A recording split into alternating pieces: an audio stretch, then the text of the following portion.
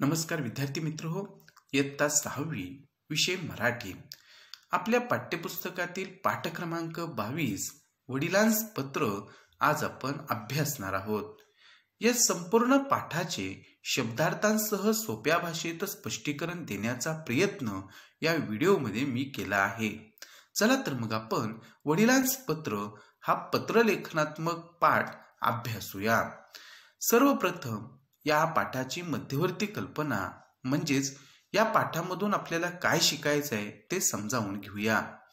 आजच्या युगात संदेशवहनाची वेगवेगळी अद्ययावत तंत्रज्ञान असणारी साधने उपलब्ध असली तरी पत्राद्वारे मनातील भावना व्यक्त करणे ही एक सुखावह बाब आहे. सहलीहून आलेल्या मुलाने वडिलांना पत्र लिहिले आहे. त्याने सहलीत पाहिलेल्या स्थळांबाबत झालेला आनंद पत्रातून कळवला आहे. काही महत्त्वाचे शब्द व त्यांचे अर्थ आपण सुरुवातीला जाणून घेऊया. अद्ययावत म्हणजे आजपर्यंत. अद्ययावत हा संस्कृत शब्द आहे. अद्य आणि यावत या दोन शब्दांपासून अद्ययावत हा शब्द तयार झाला आहे. अद्य म्हणजे आज, यावत म्हणजे पर्यंत, आजपर्यंत. यालाच आपण इंग्रजीमध्ये अप टू डेट असंही म्हणतो. सुखावह म्हणजेच सुख देणारी, आनंद देणारी. स्थळ म्हणजेच ठिकाण. विद्यार्थी मित्र हो, या पाठामध्ये आपल्याला एक पत्र जे आहे तर ते दिलेलं आहे आणि हे पत्र एका मुलानं आपल्या वडिलांना लिहिलेलं आहे. आणि ह्या मुलानं सहलीमध्ये पाहिलेली जी विविध ठिकाणं आहेत तर त्या ठिकाणांबद्दल त्याला झालेला जो आनंद आहे तर तो या पत्रातून आपल्या वडिलांना कळवलेला आहे. आता आपण संदेशवहनाची वेगवेगळी अत्याधुनिक साधनं कोणती आहेत ते सर्वप्रथम पाहूया. पहा विद्यार्थी मित्र हो, पत्र आपण पाहिलेली आहेत. फारशी पत्र आजच्या काळामध्ये पाठवली जात नसली तरी पत्रातून निरोपाची देवाणघेवाण केली जाते. त्याचबरोबर आपल्याला जलद आपला निरोप इतरांच्या पर्यंत पोहोचवायचा असेल तर पोस्टाची स्पीड पोस्ट या सेवेचा आपण उपयोग करत असतो. पार्सल सुविधेद्वारे आपल्याला पार्सलची देवाणघेवाण करता येते. आज कुरिअर सेवा ही लोकप्रिय सेवा झालेली आहे आणि कुरिअर मार्फत सुद्धा आपण अशा प्रकारे वस्तूंची देवघेव जी असेल, पत्रांची देवघेव असेल तर ती करू शकतो आणि जलद गतीने ती होते. फोनचाही उपयोग मोठ्या प्रमाणामध्ये संदेशवहनासाठी होतो आणि त्याच्याही पुढे जाऊन आपल्यासोबत सतत असणारा मोबाईल हा जलद संदेशवहनाचं साधन आज बनलेलं आहे. त्याचबरोबर आपण SMS द्वारे सुद्धा एकमेकांशी संपर्क साधू शकतो. ही सगळी अत्याधुनिक साधनं आहेत की जी आज आपल्या हातामध्ये उपलब्ध आहेत आणि अगदी ईमेलद्वारे तर आपण काही क्षणात आपल्याला आपलं जे काही पत्र असेल तर ते संबंधित व्यक्तीपर्यंत काही क्षणात आपण पोहोचवू शकतो. तर अशा प्रकारची अत्याधुनिक साधनं ही संदेशवहनासाठी उपलब्ध आहेत. आता इथे तुम्हाला एक कृती दिलेली आहे की पुढील तक्त्यात संदेशवहनांच्या काही साधनांची नावे दिली आहेत. तुम्ही संवाद साधताना ज्या साधनांचा वापर करता त्यापुढे बरोबर अशी खूण करा आणि इथं बरोबरची खूण आपल्याला दिलेली आहे. अर्थातच त्या ठिकाणी तुम्ही जर यापैकी कुठली सुविधा वापरत असाल तर त्याच्यापुढे तुम्ही अशा प्रकारची टिक करायची आहे. समजा पत्र असेल तर हो, आपण अपवादात्मक परिस्थितीमध्ये आजही पत्र पाठवतो. स्पीड पोस्टचा सुद्धा आधार आज घेतला जातो. पार्सल सुविधा सुद्धा मोठ्या प्रमाणामध्ये लोक उपयोगात आणतात. कुरिअर सेवा तर लोकप्रिय सेवा बनलेली आहे. दूरध्वनीचा वापर सुद्धा मोठ्या प्रमाणामध्ये केला जातो. आज लँडलाईनच्या ऐवजी मोबाईलचा उपयोग मोठ्या प्रमाणामध्ये केला जातो. SMS सुविधा आता थोडी कालबाह्य झालेली आहे कारण इतर सोशल नेटवर्किंग साईट्स ज्या आहेत, व्हॉट्सअप असेल, फेसबुक असेल, यामधून आपण आणखीन जलद पद्धतीने एकमेकांबरोबर निरोपाची देवाणघेवाण करू शकतो. ईमेल यामार्फत आपल्याला आपलं पत्र जे असेल ते काही क्षणात इतरांपर्यंत पोहोचवता येते. अशा प्रकारे ह्या वेगवेगळ्या सुविधांचा वापर करून संदेशवहन जलद गतीनं आपण करण्याचा प्रयत्न करतो.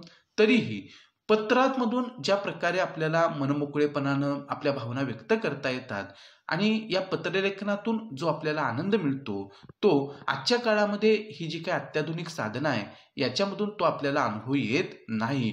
आणि म्हणून पत्र ही फार महत्त्वाची गोष्ट आहे आपल्यासाठी. आणि असंच एक पत्र आपल्या वडिलांना समीरनं लिहिलेलं आहे. पहा, समीर हा जो मुलगा आहे तर तो आपल्या वडिलांना पत्र लिहितो आहे. समीर दिनांक 22 नोव्हेंबर 2016. म्हणजे पत्र पाठवणाऱ्याचा जो पत्ता आहे तो इथे उजव्या कोपऱ्यामध्ये लिहिलेला आहे. आणि ह्या मुलानं आपलं नाव टाकलेलं आहे समीर. 22 नोव्हेंबर 2016चं ते पत्र आहे, तो दिनांक तिथे टाकलेला आहे. आणि तो आपलं हे पत्र कोणाला लिहितोय तर तीर्थरूप बाबांना साष्टांग नमस्कार. आणि इथे योग्य मायना आपल्या वडिलांसाठी वापरलेला आहे. आई आणि वडील असतील तर त्यांना आपण तीर्थरूप असा मायना वापरतो. तर तीर्थरूप बाबांना साष्टांग नमस्कार असं संबोधन जे आहे, मायना जो आहे तो आपल्या वडिलांना त्यानं लिहिलेला आहे. आता हा मुलगा काय लिहितो आहे ते पाहूया. बाबा, कालच मी सहलीहून परतलो. सहल खूपच आनंददायी आणि अभ्यासपूर्ण झाली. खरंच बाबा, या सहलीमुळेच मला महाराष्ट्रात खूप किल्ले आहेत हे कळले. महाराष्ट्र किल्ल्यांचे राज्य आहे हेही मला उमगले. विद्यार्थी मित्र हो, उमगले म्हणजे कळले, आनंददायी म्हणजे आनंद देणारे. हा समीर सहलीला गेलेला होता आणि सहलीमध्ये त्यानं जे काही पाहिलेलं आहे, ज्या स्थळांना भेटी दिलेल्या आहेत, तर ते पाहिल्यानंतर त्याला जो आनंद झालेला आहे तो आपल्या वडिलांना तो पत्राद्वारे लिहून कळवतो आहे. पहा किती छान प्रकारे इथं आपल्या वडिलांशी त्यानं ह्या पत्रातून संवाद साधलेला आहे. आणि पत्राची भाषा जर बघितली तर घरात जसं आपण आपल्या आईवडिलांशी समोरासमोर बोलत असतो अगदी तशाच पद्धतीनं या पत्रामध्ये जी भाषा ह्या समीरनं उपयोगात आणलेली आहे ती अशीच जिव्हाळ्याची आहे, आपलेपणाची आहे. कारण इथं आईवडिलांशी बोलत असताना आपण अशाच प्रकारे बोलत असतो आणि तीच भाषाशैली इथे पत्रामध्ये असलेली आपल्याला दिसते. आपल्याला सुद्धा अशाच प्रकारे पत्र लिहायचं असतं. आपल्या मनामध्ये जे जे काही असेल ते आपण पत्राद्वारे अगदी सहजपणे व्यक्त करू शकतो. इथे हा समीर म्हणतोय की बाबा, कालच मी सहलीहून परतलो, की कालच मी सहलीहून परत आलेलो आहे. सहल खूपच आनंददायी आणि अभ्यासपूर्ण झाली आणि या सहलीमुळं मला खूपच आनंदही मिळाला आणि बरंच काही शिकायला सुद्धा, अभ्यासायला सुद्धा मिळालं. खरंच बाबा, या सहलीमुळेच मला महाराष्ट्रात खूप किल्ले आहेत हे कळले. आणि समीरनं काही किल्ल्यांना भेट दिलेली आहे आणि तो ज्या ठिकाणी जाऊन आलेला आहे त्यावरून त्याच्या हे लक्षात आलेलं आहे की महाराष्ट्रामध्ये खूप किल्ले आहेत आणि महाराष्ट्र किल्ल्यांचे राज्य आहे हेही मला उमगले. आणि हा समीर म्हणतो की खरंच बाबा, मी किल्ले पाहिले आणि माझ्या असं लक्षात आलेलं आहे की महाराष्ट्रात खरंच खूप किल्ले आहेत आणि महाराष्ट्र हे किल्ल्यांचं राज्य आहे हे सुद्धा आता माझ्या लक्षात आलेलं आहे. आणि आपल्याला सगळ्यांना माहिती आहे विद्यार्थी मित्र हो की छत्रपती शिवाजी महाराज यांनी जे हिंदवी स्वराज्य उभं केलं, तर या हिंदवी स्वराज्य उभं करत असताना अनेक किल्ल्यांची उभारणी महाराजांनी केली आणि जवळपास 350 किल्ले छत्रपती शिवाजी महाराजांनी स्वराज्यात निर्माण केलेले होते. आणि म्हणूनच महाराष्ट्र हे किल्ल्यांचं राज्य आहे असंही म्हटलं जातं. आणि हा समीर म्हणतोय की हे किल्ले पाहिल्यानंतर मला खूप आनंद झाला आणि महाराष्ट्राची एक वेगळी ओळख म्हणजे महाराष्ट्र हे किल्ल्यांचं राज्य आहे हे सुद्धा आता मला पटलेलं आहे. म्हणजे प्रत्यक्ष सहलीला गेल्यानंतर ह्या समीरला झालेला आनंद आणि त्याला ही सहल कशी वाटली ते आपल्या बाबांना तो सांगतो आहे. पुढे हा समीर काय म्हणतोय पहा. बाबा, मावळातल्या सह्याद्रीच्या अत्युच्च शिखरावर वसलेला राजगड आम्ही बघितला. की महाराष्ट्रातील मावळा प्रांतामध्ये की सह्याद्रीच्या ज्या अतिउंच अशा ज्या पर्वतरांगा आहेत तर त्या पर्वतरांगेमधील एका शिखरावरती हा राजगड किल्ला जो आहे तो वसलेला आहे आणि या राजगडाला आम्ही भेट दिली. अहो, या राजगडाला गडांचा राजा आणि राजांचा गड असे म्हणतात. आणि आपल्याला सर्वांना माहिती आहे विद्यार्थी मित्र हो, की स्वराज्याची ही पहिली राजधानी आहे राजगड म्हणजे. आणि गडांचा राजा आणि एक प्रकारे सर्व गडांचा राजा असल्याचं एक अनुभव जो आहे तो या राजगडाला भेट दिल्यानंतर आपल्याला नक्की येतो. आणि राजांचा गड आणि छत्रपती शिवाजी महाराजांनी ह्या राजगडाचं महत्त्व ओळखून स्वराज्याची पहिल्या राजधानीचा मान या राजगडाला त्यांनी दिलेला होता. आणि म्हणून इथे किती छान असं वाक्य उपयोगात आणलेलं आहे समीरनं. पहा की गडांचा राजा आणि राजांचा गड, आणि यामधून आपल्याला राजगडाचं असणारं महत्त्व हे लक्षात येतं. आणि तो पुढे असं म्हणतो की सहलीला जाण्यापूर्वीच शाळेत शिक्षकांनी आम्हाला राजगडाची प्रतिकृती दाखवली होती. आणि हा राजगड नेमका कसा आहे तर ह्या राजगडाची एक दुसरी लहान आकृतीच एक प्रकारे आम्हाला आमच्या शिक्षकांनी या सहलीला निघण्यापूर्वी शाळेमध्ये दाखवलेली होती. आणि प्रत्यक्ष जेव्हा मी राजगड बघितला तेव्हा अर्थातच हा राजगड पाहिल्यानंतर हा राजगड म्हणजे गडांचा राजा आहे आणि राजांचा गड आहे याची प्रचिती मला आली, असं हा समीर सांगतो. आणि शिक्षकांनी ही सगळी माहिती सहलीला जाण्यापूर्वी जी आम्हाला दिलेली होती ती सुद्धा काय होती हे समीर आपल्या वडिलांना सांगतोय. की त्यांनी सांगितलं म्हणजे शिक्षकांनी की इसवी सन 1646 साली छत्रपती शिवाजी महाराजांनी राजगड ताब्यात घेतला. आणि हिंदवी स्वराज्याची स्थापना करत असताना इसवी सन 1646 मध्ये छत्रपती शिवाजी महाराजांनी हा राजगड किल्ला आपल्या ताब्यामध्ये घेतला. हा किल्ला जुना, दुर्लक्षित, ओसाड पण बळकट आहे. आणि हा राजगड जो किल्ला आहे तो जुना आहे, थोडासा दुर्लक्षित म्हणजे लक्षात न आलेला, ओसाड म्हणजे थोडा भकास असा जरी असला तरी तो बळकट आहे. इतकेच नव्हे तर तो अतिउंच असून अवघड अशा डोंगरावर आहे. आणि हा राजगड किल्ला अतिउंच अशा पर्वत रांगेतील शिखरावरती असून अवघड अशा डोंगरावरती तो आहे की सहजपणे आपल्याला तिथे जाता येत नाही. आणि स्वराज्याच्या दृष्टीनं अतिशय महत्त्वाचा असणारा हा किल्ला होता. आणि म्हणूनच छत्रपती शिवाजी महाराजांनी या किल्ल्याला एक वेगळं महत्त्व जे आहे तर ते स्वराज्यामध्ये दिलेलं होतं. पुढे हा समीर म्हणतोय की बरं का बाबा, रायगडाप्रमाणेच राजगड सुद्धा छत्रपती शिवाजी महाराजांच्या राजधानीचं ठिकाण. आणि शिक्षकांनी सांगितल्याप्रमाणे या समीरला ह्या सगळ्या गोष्टी लक्षात आलेल्या आहेत. आणि तो आपल्या वडिलांना सांगतोय की रायगड जसा त्या ठिकाणी आपल्या स्वराज्याची रायगड ही राजधानी होती तसंच त्या ठिकाणी हा राजगड सुद्धा राजधानीचं ठिकाण होता. किती प्रचंड आणि भव्य किल्ला हा. आणि हा किल्ला कितीतरी भव्य दिव्य अशा स्वरूपाचा आहे. या राजगडाचं भौगोलिक स्थान आणखीनच आगळे वेगळे. आणि हा राजगड जिथं वसलेला आहे आणि त्याच्या आजूबाजूला जी ठिकाणं आहेत तर ती सुद्धा खूप वैशिष्ट्यपूर्ण आहेत. आता कशा प्रकारे ह्या राजगडाचं भौगोलिक स्थान आहे ते समीर सांगतोय. म्हणजे समीरनं ज्या स्थळाला भेट दिलेली आहे त्याची त्यानं किती बारकाईनं माहिती घेतलेली आहे. आणि ही सगळी माहिती आपल्या वडिलांना तर तो सगळं व्यवस्थितरित्या सांगतोय ह्या पत्रातून. आणि तो सांगतो की राजगड कुठे वसलेला आहे की उत्तरेला गुंजवणी नदी आहे. म्हणजे हा जो राजगड किल्ला आहे त्याच्या उत्तर दिशेला ही गुंजवणी नावाची नदी आहे. दक्षिणेला वेळखंड नदीवर भाटगर धरण आणि दक्षिण दिशेला वेळखंड नावाची जी नदी आहे त्याच्यावरचं असणारं भाटगर धरण तेही इथून आपल्याला दिसतं. पूर्वेला पुणे सातारा रस्ता आणि पूर्व दिशेला या किल्ल्याच्या पुणे सातारा रस्ता आहे. तर पश्चिम दिशेला सह्याद्रीचा घाटमाथा आहे. भाटगर धरणाचा अथांग जलाशय. आणि हे जे भाटगर धरण आहे की हे भाटगर धरण खरं तर दक्षिणेला आहे या किल्ल्याच्या.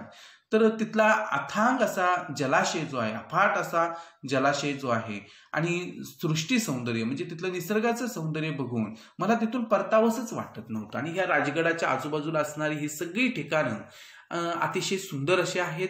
आणि मूळ नैसर्गिक सौंदर्य जे आहे ते या संपूर्ण परिसराला लाभलेलं आहे.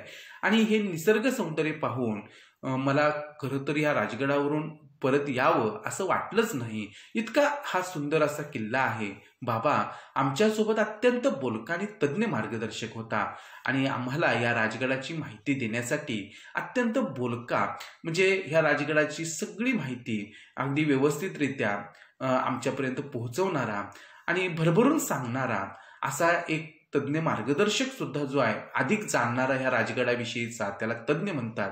आणि त्यानं त्या ठिकाणी आम्हाला सगळं काही या राजगडाबद्दल सांगितलं. आपण कोणत्याही ठिकाणी गेलो तर तिथं आपल्याला त्या ठिकाणाची माहिती देणारा एखादा गाईड जो आहे तर तो घ्यावा लागतो. म्हणजे आपल्याला त्या अनोळखी ठिकाणाची सगळी ऐतिहासिक पार्श्वभूमी जी असते तर ती लक्षात येत असते आणि तिथल्या प्रत्येक ठिकाणाला भेट दिल्यानंतर तिथल्या सगळ्या गोष्टींचे संदर्भ आपल्याला हा गाईड सांगत असतो. आणि समीर म्हणतो की आम्ही जेव्हा राजगडावरती गेलो तेव्हा आम्हाला ह्या राजगडाची सगळी ऐतिहासिक माहिती देणारा एक बोलका आणि ह्या सगळ्या ऐतिहासिक घडामोडींचा अभ्यास केलेला एक तज्ज्ञ मार्गदर्शक जो आहे तो सुद्धा आमच्यासोबत होता. पुढे हा समीर बाबांना सांगतोय की तुम्ही मला नेहमीच किल्ल्यांबाबत सांगता तशी त्या मार्गदर्शकाने म्हणजे ज्या प्रकारे बाबा तुम्ही मला किल्ल्यांबद्दल नेहमी सांगत आलेला आहात अगदी तशाच पद्धतीनं या मार्गदर्शकानं सुद्धा आम्हाला किल्ल्यांबाबत खूप छान माहिती पुरवली. आणि तो जो काही गाईड होता, तो जो तज्ज्ञ मार्गदर्शक होता की त्यानं आम्हाला ह्या राजगडाची संपूर्ण माहिती दिली. त्यानं सांगितलं आणि ह्या गाईडनं सांगितलेलं आहे आम्हाला, तज्ज्ञ मार्गदर्शकाने सांगितलं की या किल्ल्याची उंची सर्वात जास्त आहे. आणि हा जो काही राजगड किल्ला आहे की जो ह्या सह्याद्रीच्या पर्वतरांगांमधील अत्युच्च अशा शिखरावरती वसलेला आहे तर त्याची समुद्रसपाटीपासूनची उंची सर्वात जास्त आहे. याचा घेर 12 कोसांचा आहे. आणि हा जो काही किल्ला आहे तर आपण जर बघितलं तर ह्या किल्ल्याभोवतीचा जो सगळा गोलाकार भागाचं अंतर जर काढलं तर जवळपास 12 कोसांचा हा घेर जो आहे या राजगडाला लाभलेला आहे. म्हणजे आजच्या काळामध्ये आपण जर बघितलं तर 1 कोस म्हणजे साधारण 1.5 किलोमीटरचं अंतर, मग 12 कोस म्हणजे जवळपास 18 किलोमीटर भरेल एवढा घेर जो आहे तो ह्या राजगडाचा आहे. आता कोस म्हणजेच काय तर पूर्वीचं अंतर मोजण्याचं हे साधन आहे. जसं आज आपण 1 किलोमीटर 2 किलोमीटर म्हणतो तसं पूर्वीच्या काळामध्ये 1 कोस 2 कोस असं म्हटलं जातं. पुढे काय म्हणतो पहा समीर हा की शिवाजी महाराजांनी त्याचा विस्तार केला. आणि त्या गाईडनं आम्हाला सांगितलं की छत्रपती शिवाजी महाराजांनी हा जो काही किल्ला आहे या किल्ल्याचा विस्तार केला, त्याला राजधानीचं ठिकाण बनवलं. आणि या गडाचं महत्त्व ओळखूनच छत्रपती शिवाजी महाराजांनी स्वराज्याच्या राजधानीचा मान या राजगडाला दिला. राजधानीला आवश्यक असलेले सर्व बांधकाम इथे करून घेतले. आणि राजगडाला जेव्हा स्वराज्याची राजधानी महाराजांनी बनवलं तेव्हा राजधानी म्हणून हा राजगड कसा शोभेल या दृष्टिकोनातून राजधानीसाठी म्हणून जी आवश्यक सगळ्या गोष्टी ज्या असतात, सोयी सुविधा ज्या असतात तर त्या महाराजांनी या गडावरती करून घेतल्या. आणि विविध प्रकारचं बांधकाम सुद्धा इथं महाराजांनी करून घेतलं. बाबा मी त्या किल्ल्याचे दुरून निरीक्षण केले. आणि हा समीर सांगतो की बाबा मी या किल्ल्याचं दुरून निरीक्षण केलं. तो अतिशय बारकाईनं हा किल्ला सगळा पाहिला. मला या किल्ल्याचा आकार उपड्या ठेवलेल्या सिलिंग फॅन सारखा जाणवला. आणि हा किल्ला जो आहे तो दुरून पाहत असताना मला या किल्ल्याचा आकार जो आहे तर उपडा म्हणजेच बाळांनो पालथा, तर उपड्या ठेवलेल्या सिलिंग फॅन सारखा, म्हणजे सिलिंग फॅन म्हणजे छताचा जो पंखा आहे तर त्याला सिलिंग फॅन असं आपण म्हणतो. तर हा सिलिंग फॅन उपडा ठेवल्यानंतर उलटा पालथा ठेवल्यानंतर जसा दिसतो अगदी त्या पद्धतीनं मला लांबून हा राजगड दिसला. मध्यभागी पंख्यांचा उंचवटा म्हणजे बाले किल्ला. आणि हा उपडा ठेवलेला जो सिलिंग फॅन आहे तर त्याच्या मध्यभागी जसा उंचवटा असतो तो म्हणजेच या किल्ल्याचा बाले किल्ला आहे. आता बाले किल्ला म्हणजेच गडावरचा मुख्य कोट जो आहे तर त्याला बाले किल्ला असं म्हटलेलं आहे. पंख्याची 3 पाती म्हणजे पद्मावती, सुवेळ आणि संजीवनी या 3 माच्या. आता माची म्हणजे डोंगर माथ्यावरचे सपाट पार तर अशा प्रकारची ही जे उपडा ठेवलेला जो सिलिंग फॅन आहे, अगदी ह्या फॅनला जसे 3 पाती असतात, तर ही 3 पाती म्हणजेच या गडावरती असणारी पद्मावती, सुवेळ आणि संजीवनी या 3 माच्या आहेत असं त्या ठिकाणी मला माझ्या लक्षात आलं. म्हणजे नेमका हा राजगड आपल्याला कसा दिसला, तर याचं अतिशय बारकाईनं निरीक्षण समीरनं केलेलं होतं आणि ते तो वडिलांना सांगतोय. आता या 3 माच्या सुद्धा आपण पाहूया की पहा, राजगडावरती ही सुवेळा माची जी आहे तर ती आहे की जी समीरला ह्या 3 पात्यांप्रमाणे भासलेली आहे, त्यात ही सुवेळा माची आहे. दुसरी माची जी आहे ती पद्मावती माची आणि तिसरी माची जी आहे ती संजीवनी माची.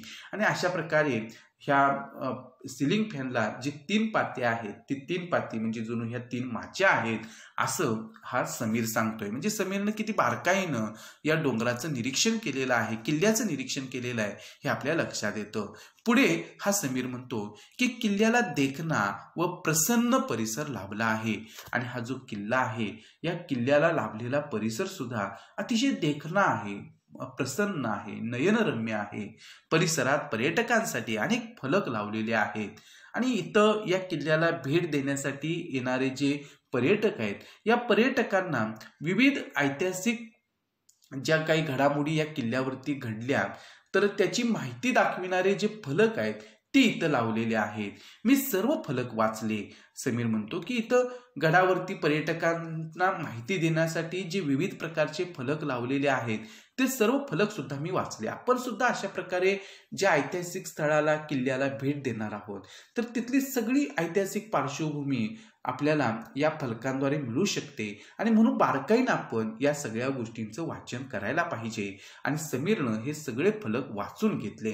मला एक फलक खूप आवडला आणि तो आपल्या बाबांना सांगतो की बाबा, मला इथे असणारा एक फलक खूप आवडलेला आहे. त्यावर लिहिले होते, या गडावर नेताजी पालकर, तानाजी मालुसरे, येसाजी कंक, शिळीमकर या थोर व्यक्तींचे वास्तव्य होते. आता छत्रपती शिवाजी महाराजांनी अनेक जे काही शूरवीर मावळे जे आहेत त्यांना एकत्र करून या स्वराज्याची उभारणी केली. त्याच्यामध्ये नेताजी पालकर, तानाजी मालुसरे, येसाजी कंक, शिळीमकर हे अगदी सुरुवातीचे सगळे जे काही सरदार असतील तर ते महाराजांना लाभलेले होते आणि जीवास जीव देणारे हे सगळे सहकारी होते. आणि या थोर व्यक्ती, सरदार जे महाराजांना लाभलेले होते तर या सगळ्यांचं वास्तव्य, राहण्याचं ठिकाण म्हणजे हा राजगड होता. अनेक लोक इथं येऊन राहत होते आणि स्वराज्याच्या उभारणीमध्ये सुरुवातीच्या काळामध्ये या सगळ्या मोठ्या व्यक्तींचं वास्तव्य या किल्ल्यावरती होतं अशी माहिती त्या फलकावरती लिहिली होती आणि मी ती वाचली असं समीर सांगतो. पुढे तो म्हणतो की राजगडाने शिवाजी महाराजांच्या हिंदवी स्वराज्य स्थापनेचे कार्य पाहिले आणि हा राजगड साक्षीदार आहे की जेव्हा छत्रपती शिवाजी महाराजांनी या हिंदवी स्वराज्याची उभारणी करायची ठरवली किंवा हिंदवी स्वराज्याच्या स्थापनेचं जे कार्य आहे तर ते पाहण्याचं काम या सगळ्या ऐतिहासिक घडामोडींचा साक्षीदार म्हणजे हा राजगड किल्ला आहे. अंधाऱ्या रात्रीतील गुप्त खलबते ऐकली आणि छत्रपती शिवाजी महाराजांनी आणि त्यांच्या मावळ्यांनी या स्वराज्याची उभारणी करत असताना ज्या विविध प्रकारच्या मोहिमा आखल्या तर त्या मोहिमांबद्दलची गुप्त खलबते म्हणजे गुप्त चर्चा सुद्धा या राजगडावरतीच झाल्या आणि ह्या सगळ्या खलबतांचा साक्षीदार हा राजगड आहे. महाराजांच्या अनेक नव्या मोहिमांची तयारी राजगडाने बघितली आणि इथूनच महाराजांनी ज्या अनेक प्रकारच्या मोहिमा आखलेल्या होत्या तर त्या सगळ्या मोहिमा सुद्धा या राजगडानं बघितलेल्या होत्या. अफझल खानाशी लढण्याचे बेत राजगडावर ठरले आणि अफझल खानाला कसं सामोरं जायचं, त्याचा बिमोड कसा करायचा हे सगळं ठरलं ते ह्या राजगडावरतीच. पुरंदर पायथ्याशी तह करण्यास महाराज राजगडावरून गेले होते आणि पुरंदरचा जो ऐतिहासिक तह झालेला होता तर ह्या पुरंदर किल्ल्याच्या पायथ्याशी तह करायला जायचं, तिथं तहामध्ये कोणत्या गोष्टी ठरवायच्या हे सुद्धा राजगडावरतीच ठरलं आणि इथूनच महाराज या तहासाठी गेलेले होते. महाराज आग्र्याहून सुटून बैराग्याच्या वेशात परतले ते या राजगडावरच. आणि आग्र्यावरून सुटका हा ऐतिहासिक प्रसंग जो आहे तो आपल्याला सर्वांना माहिती आहे. आणि महाराजांनी आग्र्यावरून सुटून जे काही बैराग्याच्या वेशामध्ये म्हणजे संन्यासी साधूच्या वेशामध्ये महाराज जे काही स्वराज्यामध्ये परत आले ते आल्यानंतर पहिल्यांदा जर कुठे आले असतील तर ते राजगडावरतीच आले. आणि अशा प्रकारच्या या अत्यंत महत्त्वाच्या अशा ऐतिहासिक प्रसंगांचा प्रत्यक्ष साक्षीदार म्हणजे हा राजगड किल्ला आहे आणि एवढ्या सगळ्या ऐतिहासिक घडामोडी ज्या आहेत ते ह्या राजगडावरती घडल्या. बाबा, आमच्या सरांनी सांगितले जगातील सर्वोत्कृष्ट अशा 14 किल्ल्यांच्या प्रतिकृती स्वित्झर्लंडमधील म्युझियममध्ये ठेवल्या आहेत. आणि आम्हाला सरांनी माहिती दिलेली होती, असं समीर सांगतोय, की जगामधील सर्वोत्कृष्ट असे जे काही 14 किल्ले आहेत त्या 14 किल्ल्यांच्या प्रतिकृती म्हणजे ह्या किल्ल्यांच्या लहान आकृती ह्या युरोप खंडातील स्वित्झर्लंड नावाचा जो देश आहे तर तिथल्या एका वस्तू संग्रहालयामध्ये म्युझियममध्ये ठेवलेल्या आहेत. आपल्या सर्वांसाठी अभिमानाची गोष्ट अशी की भारतातील एका किल्ल्याचा त्यात समावेश आहे आणि तो म्हणजे राजगड. आणि या स्वित्झर्लंडमधील म्युझियममध्ये ज्या काही 14 किल्ल्यांच्या प्रतिकृती म्हणजे जगातील जे सर्वोत्कृष्ट 14 किल्ले आहेत तर त्या 14 किल्ल्यांच्या ज्या प्रतिकृती या स्वित्झर्लंडमधील वस्तू संग्रहालयामध्ये ठेवलेल्या आहेत तर त्यामध्ये राजगडाचा समावेश आहे. आणि या दृष्टीनं ही अत्यंत अभिमानाची अशी गोष्ट आहे. आणि ह्या शिक्षकांनी ही जी काही माहिती पुरवलेली होती तर ती समीरनं आपल्या वडिलांना सांगितली आणि ह्या राजगडाला किती महत्त्व आहे हे सुद्धा त्याच्या लक्षात आलेलं आहे. पुढे तो म्हणतो, या भव्य आणि ऐतिहासिक किल्ल्याचं दर्शन घेताना माझा ऊर अभिमानाने भरून आला. आणि बाबा, या राजगडाला जेव्हा मी भेट दिली तिथलं सगळ्या ऐतिहासिक गोष्टींचं मी जेव्हा दर्शन घेतलं तेव्हा खरंच मला खूप अभिमान वाटला. महाराजांचा अभिमान वाटला, या किल्ल्याचा अभिमान वाटला. आणि खरंच की महाराष्ट्र हे किल्ल्यांचं राज्य आहे असं का म्हटलं जातं याची प्रचिती मला इथं आल्यानंतर आली, असं समीर सांगतोय. त्याचं वैभव मी डोळे भरून बघितलं आणि राजगडाचं वैभव जे आहे तर ते सुद्धा मी अगदी मनापासून डोळे भरून हे सगळं पाहून घेतलं. आपल्या पुरातन वास्तूंत देशाचा गौरवशाली इतिहास दडलेला आहे आणि आपल्या ज्या काही प्राचीन वास्तू असतील, इमारती असतील तर या सगळ्यामध्ये आपल्या देशाचा अतिशय गौरवशाली इतिहास जो आहे की ज्याचा आपल्याला अभिमान वाटावा तर तो इथं या ऐतिहासिक वास्तूंमध्ये लपलेला असतो, दडलेला असतो, हे सुद्धा माझ्या लक्षात आलेलं आहे. बाबा, आपण प्रत्येक मोठ्या सुट्टीत एक किल्ला बघण्याचे ठरवूया का? आणि इथे ह्या समीरच्या मनामध्ये जो विचार आलेला आहे तो आपल्या वडिलांच्याकडे त्यानं व्यक्त केलेला आहे की बाबा, मला किल्ले खूप आवडले आहेत आणि प्रत्येक किल्ल्याला भेट द्यावी असं मला वाटतं. आणि म्हणून जेव्हा मी सुट्टीमध्ये गावी येईल तेव्हा अर्थातच आपण प्रत्येक सुट्टीमध्ये एक किल्ला जो आहे तर तो इथून पुढे बघूया का, बघायचं ठरवूया का, असं तो विचारतोय. आई कशी आहे? आणि हा विचार मांडून झाल्यानंतर हा समीर आपल्या घरातल्या सगळ्या लोकांची चौकशी करतोय. विशेष करून आपली आई आपल्या दृष्टीनं खूप महत्त्वाची असते. आणि जेव्हा आपण आईपासून, वडिलांपासून दूर शिक्षणासाठी बाहेर राहत असतो तेव्हा ही ओढ जी आहे ती जास्तच वाटत असते. आणि म्हणून इथं समीर जो आहे तो आपल्या आईची अत्यंत आपुलकीनं आपल्या वडिलांच्या जवळ कशी करतोय की आई कशी आहे. इकडे आल्यापासून आजीच्या रात्री गुणगुणत असणाऱ्या भजनांना मी मुकलो आहे असे वाटतं. आणि समीरला आपल्या आजीची सुद्धा आठवण आलेली आहे. आणि रोज रात्री घरामध्ये असताना झोपताना आजीचं जे भजन आहे तर ते ऐकत ऐकत झोपण्याची सवय या समीरला आहे. परंतु आता मात्र मी इकडे तुमच्यापासून दूर राहत असल्यामुळं मला या भजनाचा आनंद घेता येत नाही, असं समीर खंत व्यक्त करतो आहे. म्हणजे पत्रामधून आपल्या मनातल्या भावना आपण कशा प्रकारे व्यक्त करू शकतो हे आपल्याला लक्षात येतं की ज्या अत्याधुनिक साधनांमधून एवढं मनमोकळेपणानं आपल्याला बोलता येत नाही पण पत्रातून मात्र आपल्याला हे छान प्रकारे व्यक्त करता येतं. आणि मनामध्ये जे जे साचलेलं आहे ते सगळं आपण इथे मांडू शकतो. आणि म्हणून पत्र महत्त्वाचं आहे. पुढे समीर म्हणतो की वसतिगृहातलं जेवण बरे आहे आणि घरच्या जेवणाची बरोबरी आपण अशा प्रकारे इतर कोणत्याच जेवणाबरोबर करू शकत नाही.